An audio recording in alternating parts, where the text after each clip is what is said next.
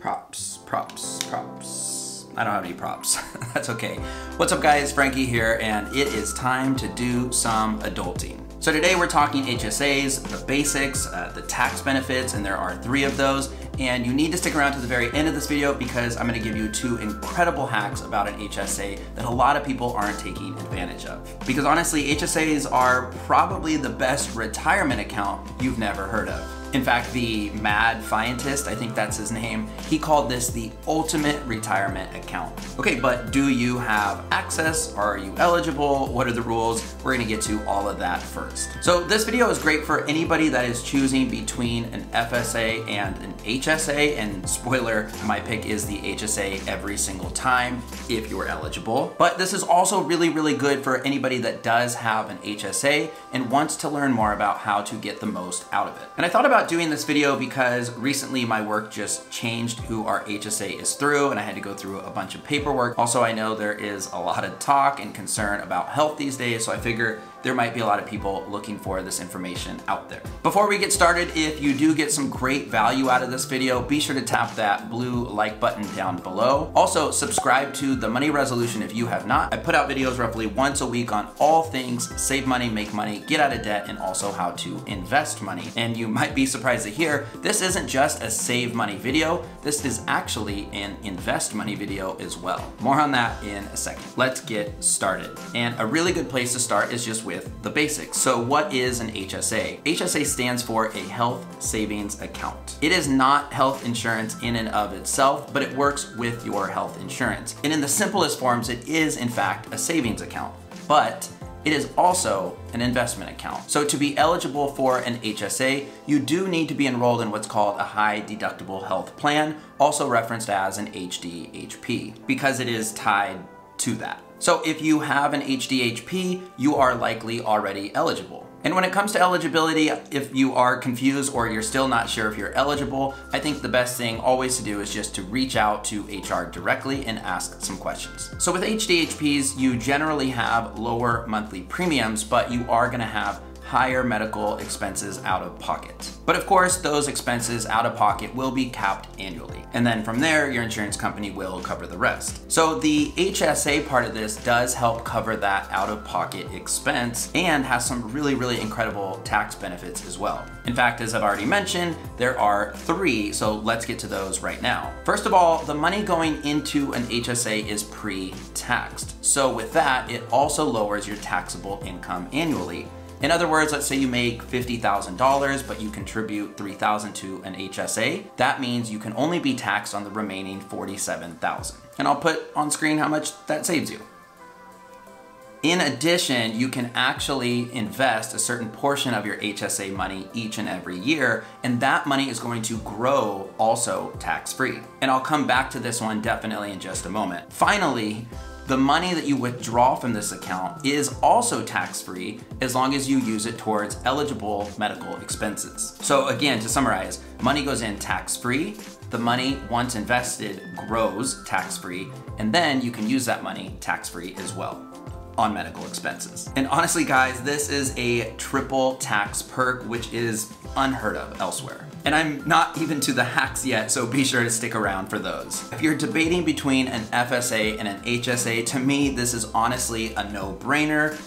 Go HSA. Another really big pro of the HSA over the FSA, which is a flexible spending account, is that that money carries over year after year after year forever, as long as you still have it in the account. With an FSA, the money sitting in that flexible account for the most part is use it or lose it each and every year. In fact, I did a video on how to spend your HSA and FSA money on Amazon, and I saw a huge spike in views right before the end of the year. I bet most of those people had an FSA. I definitely recommend you watch that video next, and I'll link it above. So again, with an HSA, there is no time limit to spend that money. It rolls over year after year and will follow you even if you leave the company and have an HSA elsewhere. Okay, so some quick facts here that just kind of blow my mind. plan. So studies have shown that 25% of people who are eligible for an HSA are not using one. And of the 25% that are using an HSA, they are not using their HSA as an investment vehicle. So if you are eligible, I really encourage you to get one.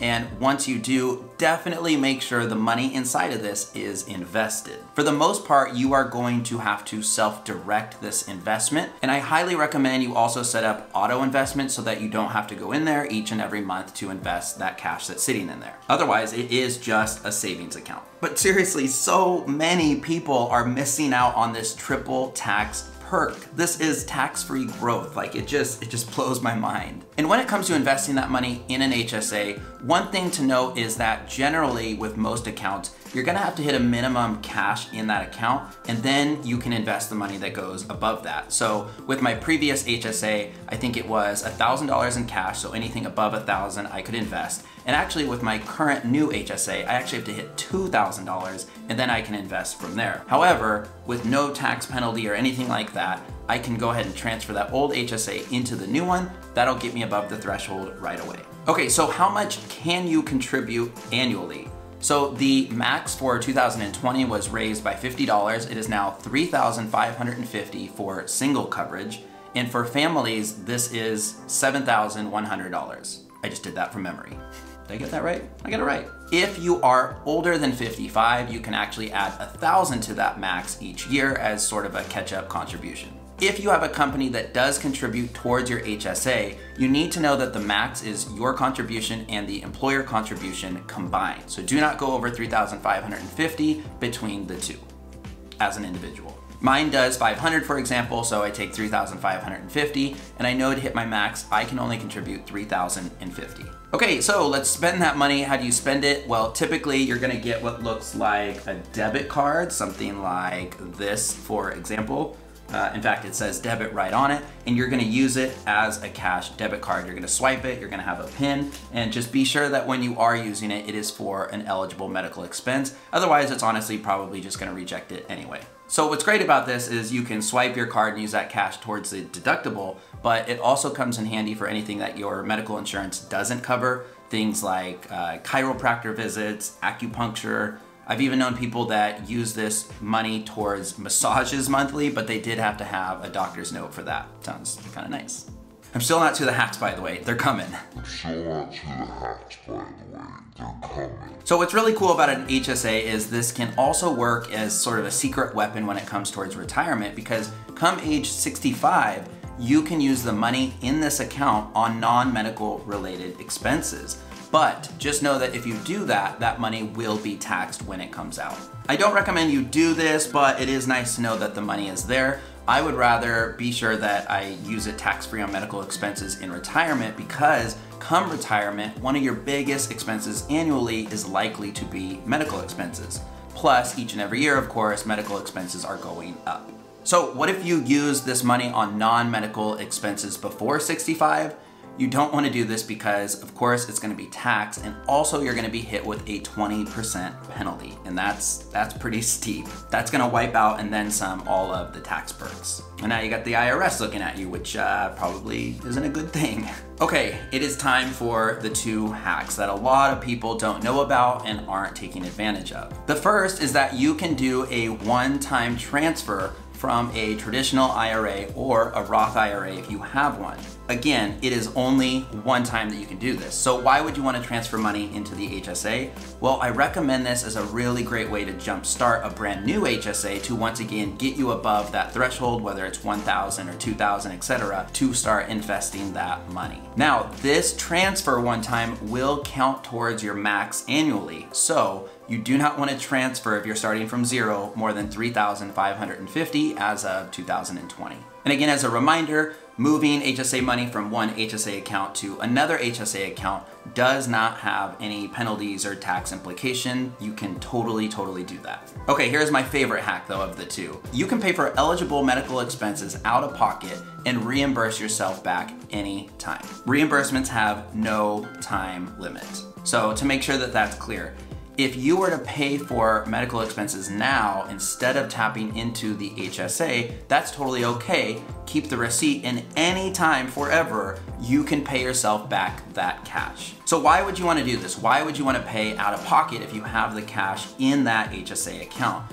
The reason why is because that money in the HSA account is hopefully, ideally invested and growing and compounding over time. So if you tap those funds, you're gonna remove it from being invested and it's no longer gonna grow, you're just gonna use it and spend it now. Keep that money invested, pay out of pocket if you can, then pay yourself back once this money has grown tax-free. Pretty cool, right?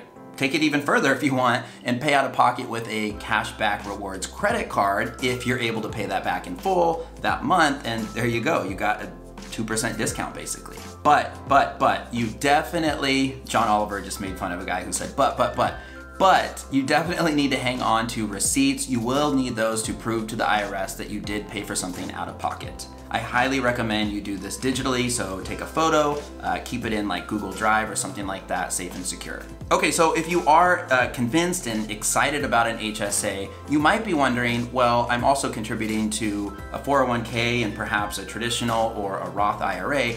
How should I contribute and when and how much to each? What I recommend you do if you have multiple investment accounts is to definitely contribute to the 401k up to the company match, because that's just free cash.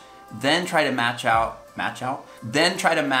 your HSA next, $3,550 for individuals. Then it's really up to you. You can go back to that 401k and continue to contribute up to the max. You could go to your traditional Roth IRA, your call. But definitely start with the 401k match, then the HSA to the max. Bottom line here is, do not treat your HSA as a savings account. Treat this as an investment account. And take advantage of some of these little perks and hacks that I mentioned in this video. But that's it, guys. That just about wraps it up here. I just wanted to say thank you for watching this whole way. If you have not hit the like button, I would super appreciate you doing so on your way out. It helps other people find and discover the video. I just want to help people help themselves. I'll also drop a couple of links in the description down below for further reading, because full disclosure, I am not a certified financial planner. This is for entertainment only. I am just a self-proclaimed personal finance nerd. Consult with a tax advisor if you have one, or a certified financial planner. Once again, I'm going to remind you, I did put together a video about how to spend your HSA and FSA money on Amazon, so I'll link that above and below. Subscribe to The Money Resolution if you haven't. I put out videos once a week on all things personal finance, and as always, I will talk to you guys soon. Drink more water in 2020 and stay healthy out there, you guys. Worked up a sweat. I was so excited about this one.